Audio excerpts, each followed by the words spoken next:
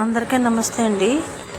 ఈరోజు ఏకాదశి, వైకుంఠ ఏకాదశి కదండి. మనం వైకుంఠ ద్వార దర్శనానికి వచ్చాము. శ్రీ శ్రీ వేణుగోపాల స్వామి టెంపుల్కి వచ్చామండి. ఇది వైజాగ్ నుంచి 15 కిలోమీటర్ల దూరంలో ఉన్న పురుషోత్తపురంలోని రోడ్ పాయింట్లో ఉందండి. ఈ టెంపుల్ కొత్తగా నిర్మించారు. టెంపుల్ చాలా బాగుందండి, చక్కగాన. ఈరోజు మనం ఆ దర్శనం చేసుకుందామండి. ఇదిగోండి వైకుంఠ ద్వార దర్శనము.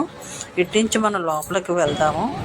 ఇదిగోండి చక్కగా బాలగోపాలుడి ఉయ్యాలు సేవ చాలా బాగుందండి. ఇదిగోండి గుడి అంతాన టెంపుల్ లోపల చక్కగా డిజైన్ చేశారు, చాలా బాగుందండి.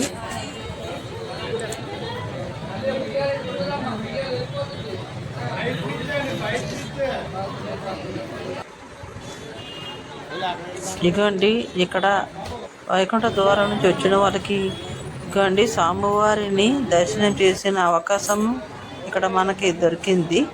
దర్శనం చేసుకున్నాము. తర్వాత మనకి లోపల గర్భగుడిలో ఉన్న శ్రీకృష్ణుడిని దర్శనం చేసుకుందామండి, వేణుగోపాల స్వామిని. మనం వచ్చేసరికి లేట్ అయిందండి. కొన్ని వందల మంది భక్తులు వచ్చి ఈ వేణుగోపాల స్వామి టెంపుల్కి వచ్చి స్వామివారిని దర్శించుకున్నారండి. ఇవ్వండి స్వామివారిని. అయితే స్వామివారిని దర్శించుకున్నాం కదా, వైకుంఠ ఏకాదశి ఎందుకు చేస్తారు అనే విషయం మీద పంతులు గారిని అడిగి మనం తెలుసుకుందామండి. మీరు కూడా తెలుసుకోండి.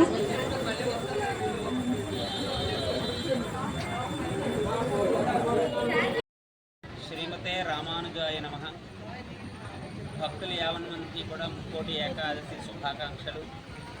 శ్రీమన్నారాయణుడు గరుడ వాహనారూఢుడై ముక్కోటి ఏకాదశి నాడు భూమి మీదకు వచ్చి భూమి మీద ఉన్నటువంటి సర్వజనులను సర్వ ప్రాణులను కూడా రక్షించి వారి పాపములను హరించి మనలో ఉన్నటువంటి రాక్షసత్వాన్ని హరింపజేసేటటువంటి రోజే, మన పాపములన్నీ కూడా ప్రక్షాళన చేసేటటువంటి రోజే ఈ ముక్కోటి ఏకాదశి. మురా అనేటటువంటి రాక్షసుని సంహరించినందుకు గాను ఈరోజు 50 మంది భక్తులు కూడా ఆ యొక్క రాక్షసుడి యొక్క బాధల నుండి తప్పించుకున్న కారణంగా విష్ణుమూర్తి వారికి వారు ప్రణమిల్లి వారికి అనేక రకములుగా ఉపచార పూజలు చేసి ఉపవాసములుండి స్వామివారిని దర్శనం చేసుకున్నటువంటి రోజు ఈరోజు.